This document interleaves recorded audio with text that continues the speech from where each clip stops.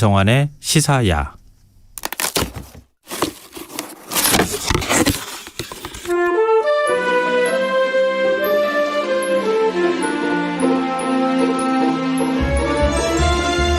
마땅히 즐길 거리가 없는 요즘, 심심한 어른들에게 소소한 재미를 배달하는 시간입니다.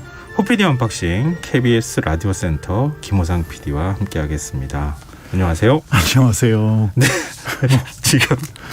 지금 들어오실 때 제가 웃음을 참지를 못했는데 고깔모자 그게 크롱 뭐 이렇다고 하고요. 잘 어울려서. 너튜브로 보시는 분들은 저게 무슨 일인가 싶거든요. 저한테 한 청취자분께서 아까 그 번호가 기억이 안 나는데 절대 방송 끝날 때까지 고깔모자 벗지 마세요 이렇게도 해주셨는데요. 지금 6991님께서 김성환의 시사야 세 번째 생일 축하합니다. 고깔모자도 잘 어울리시고 재밌네요. 시사는 뉴스나 종편 채널에서만 접하다가 쉽고 캐주얼한 시사 진행에 재미도 있어 요즘 밤마다 시사와 함께합니다. 특히 금요일에 호피디의 언박싱은 늘 기다려지네요. 제가 미리 올리고 들어왔나요? 이거 번호 다시 확인해봐야 되나? 다시 한번 축하합니다. 내년에도 후년에도 함께할게요. 롱런하세요 이렇게 해주셨는데. 전 모르고 왔는데 일단 너무너무 축하드리고요. 네. 정말 짧은 시간이 아니에요. 3년이면. 그래서 밤마다 이렇게 계속해서 방송을 하신다는 게 너무 존경스럽고 다시 한번 이 모자를 쓰고 얘기하니까 좀 진심이 안 느껴지시죠? 크롱이 말하는 것 같아. 아주 미리 알았으면 옷도 분홍색으로 입고 올 걸. 제가 깔맞춤을 못해서 죄송하고. 아닙니다. 지금 그 호피디를 좋아하시는 청취자분들이 굉장히 많으셔서 늘 기다려주실 것 같아요. 이 시간에. 아무튼 다시 한번 축하드립니다. 네. 오늘 그러면은 기다리고 계시는 청취자분들께 어떤 얘기 들려주실 거예요? 저희가 그 작년 11월에도 이제 사이버 먼데이, 블랙 프라이데이 기억나요. 했었잖아요. 이게 벌써 또 1년 전 일이라 지난주 뭐 11월 마지막 주가 사실은 블랙 프라이데이고 그래서는 우리나라는 이제 11월 내내 사실 거의 블랙 프라이데이 느낌으로 갔지만 그리고 그게 끝난 다음 월요일에 아직도 못 샀으면 오늘 사라. 그래서 사이버 먼데이라는 게 있는데. 맞아요. 그것도 기억이 나요. 그래서 인터넷에 재밌는 유머 같은 이런 짤이라고 하죠. 이렇게 만들어진 게 도는데 9월에 5만 원이었던 게 그럼 5만 원이니까 비싸니까 사지 말자. 그렇게 옆에 써 있어요. 근데 10월에도 5만 원이에요. 근데 5만 원이니까 비싸니까 좀 더 기다려. 근데 11월에 5만 원인데 위에 블랙 프라이데이 세일이라고 써 있어요. 지금이다 사자 이렇게. 그게 사람의 심리가 그래요. 사람 심리라는 게 사실 세일이라고 한번 붙어 있고 다들 막 와 엄청나게 싸게 판대 그럼 또 가서 사고 싶은 게 또 사람 심리고요. 또 이게 마케팅 기법이기도 하기 때문에 뭐 그런 얘기도 있잖아요. 뭐 2+1이나 1+1 상품들. 그러면 손이 가잖아요. 손이 가는데 또 막상 용량을 비교해 보면 오히려 2개 사는 게 낫다. 뭐 이런 얘기들도 있고 물론 뭐 다 해당된 얘기는 아닙니다만. 그리고 뭐 이제 옛날에는 뭐 할인점용으로 따로 뭐 스펙을 맞춰서 만든다는 얘기도 있고. 그래서 사는 사람의 결정이 참 중요한 일인 것 같은데요. 11월, 12월에는 되게 정신 바짝 차리셔야 될 것 같아요. 안 그러면 어느새 막 이것도 싸네 저것도 여기 싸네. 휩쓸려가고 괜히 또 혹해가지고 돈 쓰고 난 다음에 후회하기도 하고. 그러다가 또 벌어지죠. 세일을 받으면 모르는데 세일도 못 받고 한 6개월 전 값을 지불하게 되면 그건 너무 억울한 일이니까 정신 바짝 차리시기 바랍니다. 근데 올해는 제가 어디서 들은 것 같은데 블랙 프라이데이가 시원찮았다 뭐 그런 얘기가 있더라고요. 그게 또 그런 영향도 있을 거예요. 코로나 때문에 사실은 1년 내내 사람들이 집에서 소비를 해왔거든요. 많이 집 밖으로 못 나가고. 그러네. 더 쓸 것도 없다 이제. 그래서 이제 뭐 더 사기도 사실 뭐 경제가 어려워진 것도 있겠지만 그런 어떤 그 홈쇼핑 집에서 이제 온라인으로 하는 쇼핑들이 그때의 특수를 누리기에는 너무 1년 동안 계속해서 사실은 그런 부분들이 좀 있었고요. 그리고 이제 사람들이 그런 마케팅들에 대해서 많이 알게 되잖아요. 예전보다도 훨씬. 그렇죠. 정보도 많고 또 똑똑해요. 정보도 많고 소비자들이. 검색해보면 뭐 3개가 다 검색되는 데다가 요즘엔 직구도 너무 잘 돼 있어서 예전 같은 뭐 배대지 사용하고 뭐 되게 복잡했잖아요. 지금은 그냥 내 주소를 국내에서 그냥 아마존을 그냥 할 수 있고 직구도 할 수 있는 데다가 그냥 뭐 SEOUL 이렇게 치면 돼요. 가서 뭐 잠실하면 JAMSIL 이렇게 해가지고 치면 와요. 인터넷으로 쇼핑하는 데가 워낙 많아가지고 그런 것들이 이제 소비자가 좀 더 현명하게 되고 하면서 뭐라고 할까 상품은 늘어나고 오히려 소비는 좀 줄어드는 그런 상황이 펼쳐지고 있는 것 같아요. 우리 그러면 오늘 또 블랙 프라이데이 얘기 계속하는 건 아니겠죠? 그 얘기를 하는 건 아니고요. 거기서 산 물건을 가지고 제가 거기서 산 물건요? 오늘 제가 회사에서 받았는데 그 아마존에서 주문한 DVD 시리즈가 오늘 도착을 했는데요. 한 70% 이상 세일했던 DVD라서 제가 눈물을 머금고 사긴 했는데 그 풀 세트 같은 걸로 사신 거예요? 컴플리트 시즌 뭐 박스 세트 뭐 이런 식으로 나와 있는 제가 박스 되게 좋아하거든요. 그래서 언박싱도 하고 있지만 그래서 이렇게 DVD가 뭐 한 40장 들어있는 세트가 비쌀 텐데 왔어요. 근데 원래는 되게 비쌌죠. 예. 근데 이제 이번에 뭐 딜 이래가지고 예. 좀 싸게 팔고 있는데 어떤 프로그램인지 한번 잠깐 음악을 들어보시면 옛날 생각 나실 것 같아요.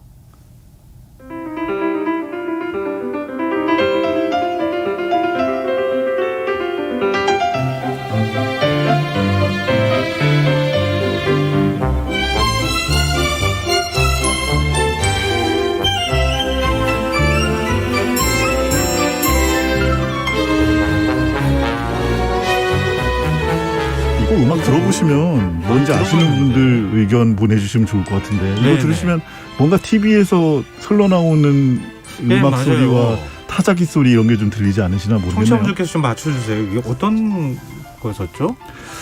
이거랑 조금만 더 기다려보고요.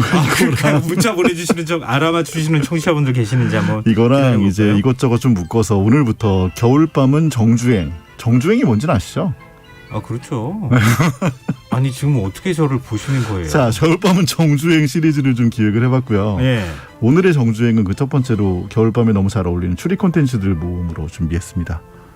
청취자분 혹시 아시는 분들이 아직 안 보내주셨어요. 저 유튜브로 네. 이진아님께서 네.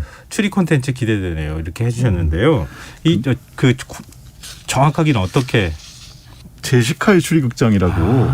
제시카의 예전에. 추리극장. 저 같은 경우에 이건- 어렸을 적에라고만 생각을 했었는데 네. 기억 좀 나세요? 이거 음악 들으니까 기억이 가물가물해요. 이 음악 나오면서 이렇게 타자기를 탁탁탁탁 치면서 예. 사건에 대해서 이렇게 뭐 얘기하는 그런 오프닝이 되게 유명했었는데 네네. 미국 CBS 방송에서 1984년도 9월 30일부터 1996년 5월 16일까지 총 264부작이라는 대작 시리즈로 12년 동안 방송을 했더라고요. 우리나라에서도 성우 이경자 씨 더빙으로 더빙 방송이 되었었고 무엇보다 이제 제시카의 추리극장이기 때문에 제시카가 추리를 하는 거잖아요. 그렇죠. 주연 배우가 안젤라 랜스버리 씨라는 분인데 보면 아주 푸근한 인상의 그런 푸근한 인상 말고 어떻게 설명을 할 수 있을까요? 그런 이제 서양 할머니 네네. 사건을 해결해 나가는 과정이 주가 되는 드라마로요. 한적한 마을인 켈벗 코브라는 곳에 아마추어 탐정이자 베스트셀러 작가예요. 이분이 제시카 플래처. 이 사람이 가는 데마다 사건이 일어나요. 이상하게. 어디 휴가를 가도 사건이 일어나고 여행을 가도 사건이 일어나고. 기억이 점점 희미해지던 예. 기억이 또렷해지는 느낌이에요. 지금 설명을 듣다 보니까. 그래서 주변 사람들하고 사건을 만나게 되면서 풀어가는 내용이 있고요. 이분이 베스트셀러 작가이기 때문에 처음 시작할 때 오프닝 음악에 아까 말씀드린 것처럼 언제나 타자기를 치는 장면이 같이 나오고요. 원제가 머더 쉬 로우트라고 해서 뭐 에거스 크리스티 탐정 소설 같은 데 보면 미스 마플이라는 탐정이 나오는데 네. 좀 흡사한 느낌인데 실제로 엔젤라 랜스버리도 미스 마플 역을 했다고 해요. 그러니까 아마도 12년 동안 이렇게 제시카의 추리극장이라는 거기서 주인공 역할을 하면서 탐정으로서의 이미지가 여자 탐정으로서의 이미지가 있기 때문에 아마 거기에도 캐스팅이 된 것 같은데 초반에는 심야 시간대 방송을 했었어요. 그래서 제가 어렸을 때인데 밤에 이렇게 계속 그거 기다리면서 오늘은 또 무슨 살인 사건을 해결하나 기다렸던 부모님한테 안 경험인데요. 혼났어요. 빨리 자, 뭐 이렇게. 이불 뒤집어 쓰고. 아니, 지금 같으면 사실 상상할 수 없는 일인데. 이걸 그때 추억 때문에 이걸 살 생각을 했단 말이에요. 그 아마존에서 제가 가끔 찾아봐요. 왜냐하면 우리나라에 들어오지 않는 블루레이, DVD 이런 것들이 많잖아요. 아무래도. 네. 찾아봐서 이번에는 근데 아예 걔네들이 정리를 해놨더라고요. TV 시리즈 뭐 딜, 베스트 딜 뭐 이런 식으로 해가지고 쫙 모아놔서 저거 말고도 좀 옛날에 인기 있었던 뭐 고인돌 가족 플린스톤이라고 혹시 기억나시는지 모르겠네요. 고인돌 가족 기억나요? 네, 고인돌 가족 플린스톤이라고 예. 그 주제가 굉장히 유명했었어요. 그래서 빌보드에도 그 주제가 꽤 높은 순위를 차지하고 그랬었는데 그것도 하나 샀고 뭐 아무튼 저도 약간 그런 그 OTT 서비스도 지금 이용하고 있는 거죠? 두 개 이용하고 있습니다. 가성비가 떨어지는 진짜 그 PD야. 근데 뭐 소비자로서 돈이 훌륭한 너무 많이 들어오고. 나 혹시 그런 얘기 안 해요? 주변에서?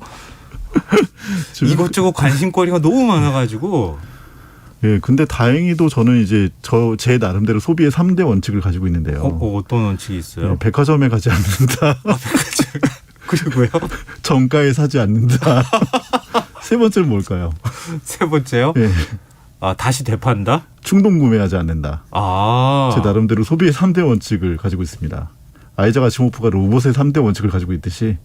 그래서 저는 가능한 한 제가 물건을 노려본다는 얘기를 여기서 여러 번 한 것 같은데요. 네. 이번에 블랙 프라이데이도 마찬가지인데 이렇게 인터넷에 제가 관심 가졌던 콘텐츠들, 네. 그 콘텐츠들이나 뭐 물건들 이런 걸 쭉 띄워놓고 있다가 계속 한 번 또 돌려보면 세일이 걸릴 때가 있거든요. 네. 그래서 그러면 또 한 하루 이틀 또 가만히 생각하다가 꿈에 나오면 사는 거죠 이제.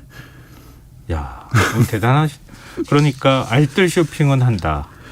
근데 예, 그리고 제가 네. 뭐 이렇게 뭐라고 할까 그만큼 그 물건이나 어떤 콘텐츠에 대해서 계속해서 조사하고 또 의미부여를 하니까. 의미부여를 하고 맞아요. 그렇죠. 예. 나름대로 사는 건 스토리텔링을 아니니까. 하고 네. 그래서 나중에 합리화를 하는 거죠. 아 이거는 가질 수밖에 없다라는 생각으로 하는데 그런 게 있었던 것 같아요. 저도 이제 OTT 말씀을 하셨기 때문에 네. 저도 OTT에서 뭐 특히 이제 저는 미스테리나 추리물이나 뭐 다큐멘터리 이런 거 되게 좋아하니까 찾아볼 때마다 느끼는 게 너무 자극적인 거예요.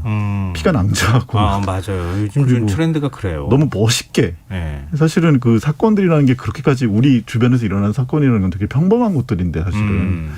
그래서 주인공의 어떤 능력이 극대화되는 좀 약간 초인간적인 그런 것들이 많아서 좀 더 인간적인 거 없을까라는 생각을 좀 하다가. 그러네요. 우리가 너무 자극적인 것만 쫓아가고 있는 거 아닌가. 뭐 괴물 안 나오면 인기가 없고. 그렇죠. 그렇죠. 그리고 뭐 1화부터 사람들 죽어나가야 또 인기가 있고 예. 또 추리하는 가운데서도 굉장히 그 이야기의 구조 안에서 끔찍한 일들이 많잖아요. 그 K 콘텐츠가 지금 세계를 휩쓴다 이렇게 얘기를 하는데 좀 다 인기를 얻는 게 뭐 마이네임도 그렇고, 네, 지옥도 그렇고 뭐 조폭 영화하고 네. 막 그 진짜 말씀하신 것처럼 막 피가 튀고 이렇게 하는 것만 지금 유행하는 건가? 좀 잔잔하게 사람들에 대한 얘기를 하는 그런 거는 안 되는 건가? 이런 생각이 좀 드네요. 예, 그래서 그런 것들의 사이클이 분명히 들어올 거라고 생각하긴 하는데 최근에 이제 콘텐츠의 수요나 어떤 그 사람들이 콘텐츠를 이용하는 방식들이 그런 부분이 있는 것도 사실이고요. 얼마 전에 뭐 저 아는 이제 친구분이랑 얘기를 하다가 그런 얘기도 했었어요. 그러니까 옛날 같으면 사실은 한 사람의 세계관, 어떤 한 감독이나 한 유명한 뭐 거장, 뭐 예를 들면 스탠리 큐브릭이나 뭐 네. 스티븐 스필버그나 뭐 아니면 뭐 마틴 스콜세지나 뭐 이런 사람들이 본인의 세계관을 가지고 영화를 계속 만들어 왔다면 지금은 수많은 사람들이 모여서 한 500명이 모여서 네. 조그마한 아이디어들을 전부 모아서 제일 좋은 걸 찾아서 이렇게 모자이크로 만들어 놓는 느낌이 좀 든다 콘텐츠에서. 왜냐하면 그래야 순간순간 사람들이 자극을 받으니까 그런 부분들에 대한 얘기도 하고 그랬는데 그렇기 때문에 더더구나 이런 제시카의 출육장 같은 것들 다시 보면 너무 소중해요 사실. 그러네요. 진짜 그러네요. 뭐 옛날 것이 좋다 이런 네. 얘기가 아니고요. 네. 이제 아까 말씀하신 것처럼 어떤 인간의 심리에 다가가는 노력들 네. 그리고 우리가 잊고 있었던 일들에 대해서 다가가는 노력들 그리고 사실은 범죄라는 것들은 굉장히 심리적인 인간적인 일들이잖아요. 인간이 네. 어떻게 얼마나 그 과정을 겪어서 네. 그런 일들이 발생했는가 그런 것들인데 그냥 뭐 피가 확 이런 것만 나와서는 사실은 네. 그 어떤 비하인드에 대한 이해도 할 수 없고 쉽게 느껴지기도 하고요. 어떤 의미에서는. 그게 뭐 근데 물론 뭐 그거 나름대로요. 어떤 그쵸. 새로운 네. 발상이나 이런 네. 것들이니까 거기에서 자극을 받고 뭐 그러는 거는 좋긴 하지만 그게 내 삶이 되는 건 아니니까. 그래서 약간 공감을 다양하게 하는 건 섭취할 아닐 수 것 있는 같아요. 부분이 있어야 할 것 같고요. 그렇기 때문에 사실 OTT도 많고 뭐 플랫폼 뭐 콘텐츠 뭐 엄청나게 많고 그렇지만 그 안에서 이제 내가 큐레이션을 어떻게 할 수 있는가에 대한 능력을 기르는 게 굉장히 중요한 일인 것 같아요. 네, 맞습니다. 다시 한번 좀 생각할 계기를 주신 것 같은데요. 근데 우리 그나저나 정주행할 콘텐츠 어떤 거였어요? 일단 제시카의 출육장 한번 잠깐 소개해드렸고요. 예. 그리고 그 다음에 TV 시리즈 하나 봤으니까 영화나 소설 하나씩 추천하면서 오늘 마무리할까 하는데요. 네. 1986년에 제시카 출육장이었다면 이번에 2019년으로 훌쩍 세월을 뛰어넘어 가겠습니다. 007의 다니엘 크레이그나 최근에 네. 이제 아나 데 아르마스도 007에 나왔었죠. 그리고 크리스 에반스, 뭐 윈터 솔저, 제이미 리 커티스 등 정말 호화 배역진을 자랑한 영화 나이브스 아웃이라는 영화. 네네. 보셨나요? 혹시? 예. 나이브스 아웃은 아직 한 편밖에 없으니까 사실 정주행이란 말이 맞지는 않습니다만 이거야말로 또 피와 무기가 등장하는 뭐 마구 막 낭자한 그런 추리물이 아니고 예. 이야기나 이런 플롯 구조에 이제 중점을 둔 추리물로 제시카 출력장과 괴를 같이 하는 것 같아서 소개하고 싶어서 가져왔고요. 아, 저는 이거 보다가요. 네. 막 머리가 뻑뻑해지는 느낌이었어요. 머리가 퍽퍽해진다는 건 힘드셨나요? 좀? 조금 힘들었어요. 아, 너무 많이 이렇게 뭔가 깔고 시작하는데 잘 스토리가 금방 이렇게 안 들어오는 거예요. 사실은 어떤 의미에서 범인을 처음에 얘기하고 시작하잖아요. 네. 얘기하고 시작하는데도 중간까지 갔는데 이게 무슨 얘기인지 어떻게 잘 되는지. 모르겠는 거예요. 근데 모르겠어요. 저는 이제 그런 모르겠다는 과정을 조금 넘어서니까. 그렇죠. 그런 과정이 가니까. 필요하죠. 예. 네. 근데 요즘에는 말씀하신 거 들어보니까 그런 생각이 좀 들어요. 제가 책을 읽기가 옛날보다 훨씬 어렵더라고요. 옛날에는 책을 읽으면 딱 진득하게 앉아서 300페이지건 400페이지건 이렇게 네. 읽어 나갔는데 요즘에는 50페이지 넘기기가 되게 힘든 거예요. 그래서 요즘에 제 나름대로는 방법을 쓰는 게 100페이지는 일단 넘겨보자. 어떻게든. 그래서 으쌰 쉬운 책을 사서 읽어요. 어려운 책을 사서 억지로 읽느라고 고생하지 말고. 아니에요. 또 힘이 들어야 또 보람이 있죠. 그래서 열심히 하다 보면 사실 어느 고비를 넘어가면 왜냐하면 이야기를 쓰는 사람들도 기승전결이 당연히 있고 하기 때문에 고비를 넘어가면 확실히 재밌어지는 얘기가 있고요. 나이브스 아웃 같은 경우도 제일 재밌었던 거는 이제 첨단 수사 기법 같은 게 굉장히 많잖아요. 요즘에 네. 뭐 CSI도 있고 네. 뭐 DNA 대조고 별걸 다 할 수 있는데 여기 나오는 탐정은 정말 그야말로 그거 전혀 그런 거 없고 네. 그냥 그럴 것 같은데 그래서 저길 봐봐 뭐 이런 식으로 네. 완전 셜록 홈즈식으로 추리를 맞아요. 하잖아요. 네. 현대 배경인데도 불구하고 그래서 그런 부분에서 이제 셜록 홈즈나 뭐 아가스 크리스티에 많이 나오는 포아로 탐정 그리고 앞에 나오는 제시카 플래처 같은 모습을 좀 보여주는데 잠깐 설명드리면 굉장히 많은 유산과 또 지적재산권을 가진 여기도 베스트셀러 소설가가 나와요. 네. 85살. 그래서 생일에 아버지의 생일인데 이제 가족들이 대부분 다 아버지에 기대어 살죠. 아버지가 내준 뭐 출판사, 아버지가 뭐 해준 뭐 그래서 기대어 살고 또 85살이시기 때문에 또 돌아가신 후에 유산에 대해서도 계속해서 관심을 가지고 있는 가족들. 네. 이 다 모였다면 이제 그런 느낌이 상상이 되잖아요. 다 네. 모여서 아 쟤한테 얼마나 갈까, 쟤한테 얼마나 갈까, 나는 얼마나 받을까 이런 그렇죠. 고민을 하고 있는데 그날 밤에 공교롭게 그 소설가가 돌아가세요. 죽음을 맞이하는데 자살로 일단 생각되는 죽음이라고 했는데 유언장이 있어요. 근데 그 유언장은 가족이 다 없고 자신을 간호하던 아주 어린 라틴계 간호사인 마르타에게 돌아간다. 맞아요. 마르타에게 내 모든 유산을 주겠다. 다 가족들이 막 경악. 난리 났죠. 가족들이 거의. 그래서 마르타를 협박하기도 하고 회유하기도 하고. 근데 그 과정에서 이제 마지막에 과연 이 사람이 자살이었는가? 이 사람을 누가 죽였는가? 아니면 혹시 자살이었다면 어떤 의도로 죽었는가? 네. 이런 얘기들이 펼쳐지는데 그 사실 이야기 구조가 너무 잘 짜여져 있어서 아까 말씀하신 것처럼 범인을 알고서도 알 수 없는 네. 과연 이건 어떻게 하다 이렇게 됐을까? 끝까지 집중하게 만드는 힘이 좀 있고요. 그러니까 우리가 이런 거 볼 때 힘들다고 제가 아까 느꼈던 것도 그런 것 같아요. 음식을 매운 것만 계속 먹은 거예요. 근데 평양냉면처럼 슴슴한 음식을 먹으면 왠지 그냥 맹물 먹는 것 같은 느낌 드는 것 같아요. 그래서 아까 우리 말한 얘기 좀 괴를 같이 하는 것 같은데 말씀하신 것처럼 우리가 계속해서 자극에 한 5분마다 한 사람씩 죽는 거에 길들여지면 사실 한 사람이 2시간 걸려서 죽는 이야기에는 사실은 그렇죠. 감정이입하기가 어렵죠. 언제 끝나는 거야? 도대체 누가 범인이야? 아, 짜증나 이렇게 생각하게 되는데 물론 이제 그런 긴 서사 구조를 가진 얘기가 다 좋다는 건 아니지만 이렇게 나이브스 아웃 같이 잘 짜여진 얘기들은 그 실타래를 잘 풀다 보면 아 이렇게 해서 이렇게 됐구나. 아, 내가 몰랐던 게 이런 거였구나를 아는 쾌감이 굉장히 있는 것 같아요, 분명히. 맞아요. 자, 그럼 이 지금 소설이 한 편 좀 또 남아 있죠? 그래서 시간이 없네요. 그래서 소설을 정주행이란 말에 또 이 소설은 정말 너무 맞는데 다작의 상징이죠. 히가시노 게이고 얘기를 좀 하고 싶은데요. 일본의 뭐 미스테리 추리 소설가. 네. 1985년에 데뷔해서 지금까지 소설을 내고 있는데 독자들이 뭐라고 얘기하냐면 우리가 읽는 속도보다 쓰는 속도가 더 빠르다. 실제로 온라인 서점 같은 데 가보면 정말 너무 신간이 나와서 정말 화가 날 정도예요. 약간. 또 나왔다고? 아니 원래 생에 장편 하나 쓰면 영혼까지 다 불태우고 난 다음에 작가가 그냥 사망하는 일도 있다 이렇게 생각하잖아요. 그리고 사실은 뭐 한 사람이 그렇게 대단한 작품을 한두 개 남기는 것도 어렵잖아요. 맞아요. 사실 일반적으로. 근데 히가시노 게이고는 뭐 대단한 사람인 것 같아요. 계속해서 이야기를 내놓고 저는 굉장히 놀라웠던 게 처음에 이제 이분이 굉장히 우리나라에서 유명해졌던 건 용의자 X의 헌신이라는 용의자 X의 헌신은 뭐 영화로도 만들어졌고 아마 네. 많은 분들이 보셨을 텐데 저는 약간 야 뭐 재밌으면 얼마나 재밌겠어. 그리고 좀 너무 베스트셀러니까 약간 거부감도 좀 있고. 아, 그런 게 좀 있죠. 그래서 그러다가 새벽 1시에 우연히 집에 있는 책을 집어들었는데 정말 새벽 3시까지 그냥 한 방에 봤어요. 히가시노게 이 책은 근데 많은 책들이 그래요.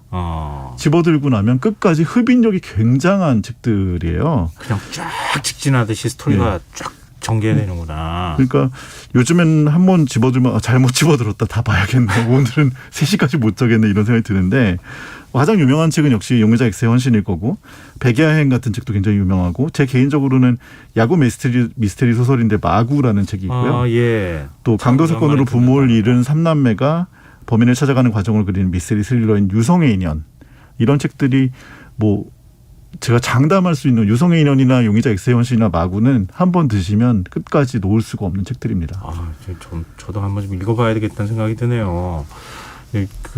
오늘 이제 호피디랑 얘기를 나누다 보니까 우리 K 콘텐츠에 대해서 다시 한번 좀 생각해보는 계기가 됐어요. 우리가 좀 한번 뭔가 이렇게 매력적인 그러면서도 좀 잔잔한 스토리를 갖고 있는 콘텐츠를 좀 만들어야겠다는 생각이 드네요. 뭐 일단은 교두보를 마련했으니까요. 이제 저희가 그 교두보를 이제 딛고 좀 더 다양한 콘텐츠를 만들어 나가는 시도가 필요하겠죠. 네, 당연히. 알겠습니다. 자, 우리한테 오늘도 새로운 이야기 들려주셨습니다. 지금까지 호피디 언박싱 KBS 라디오센터 김호상 PD와 함께했습니다. 고맙습니다. 감사합니다. 오늘 모바일 상품권 당첨자는 홈페이지 공지사항에서 확인하실 수 있습니다. 시사 3주년을 맞아서 축하 메시지 보내주신 청취자분들께 감사드리고요. 다시 출발선에 서는 기분으로 최선을 다하겠습니다. 지금까지 시사평론가 김성환이었습니다. 고맙습니다.